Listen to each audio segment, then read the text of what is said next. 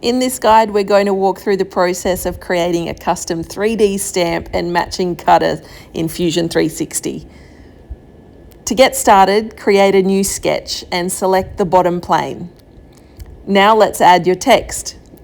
Go to the Create menu and drop in a text box. Now don't worry too much about the box size right now. We can always adjust that later on. Type in your name or wording and then choose your font and height. Now just remember that most preloaded system fonts work pretty well, but just a heads up, some custom or personal use fonts can be a bit finicky in Fusion and they won't actually work. I'm going with the Charlotte font for this project.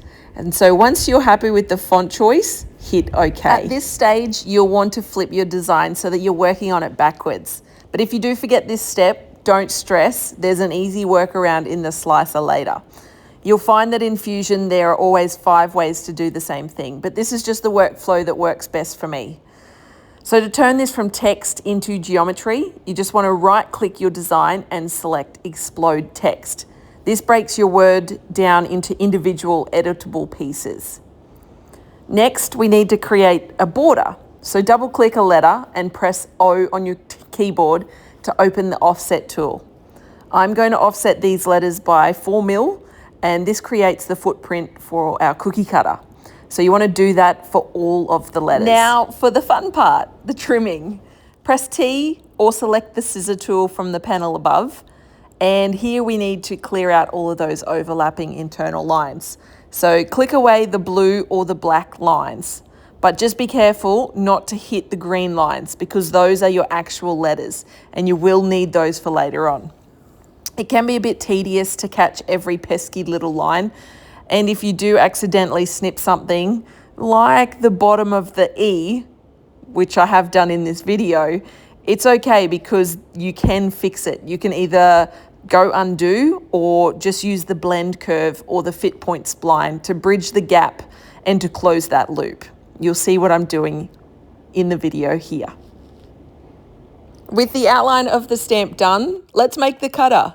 Copy and paste a second version of the outline. This second version will be your cookie cutter. I then go back to that original and I offset it one more time. That's just going to alleviate that terrible lip edge when you're pushing that stamp into fondant. So I once again offset that outer line by 4 or 5 mil and then delete the inner line. All right, let's head back to the cutter. Now to give the cutter a comfortable handle and a sharp edge, we'll do a series of offsets from that original line. Double click on the line and press O on your keyboard. Now offset it at 4 mil, then 1.2 mil, then 0.6 mil, and finally a minus 1.2 mil. Time to go 3D. You want to select the outermost and innermost rings and extrude them by 4 mil. For the wall of the cutter, extrude the next inner ring to 15 mil. And finally, extrude the cutting edge to 13 mil. Just make sure that your operation is set to join so it all stays as one solid piece. And there you have it, your completed cutter. You can use the model in the top right-hand corner to view your designs from multiple angles.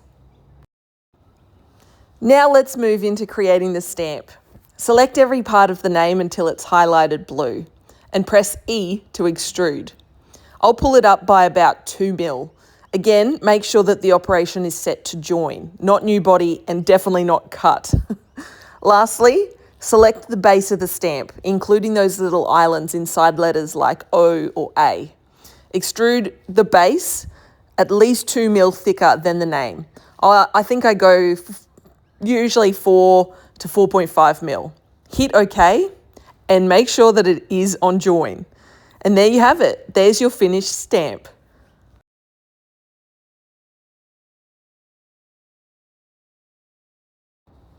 Huzzah! Congratulations! You've just designed a custom name stamp. You want to save your file so that you can tweak it later on, and then you can export it as an STL.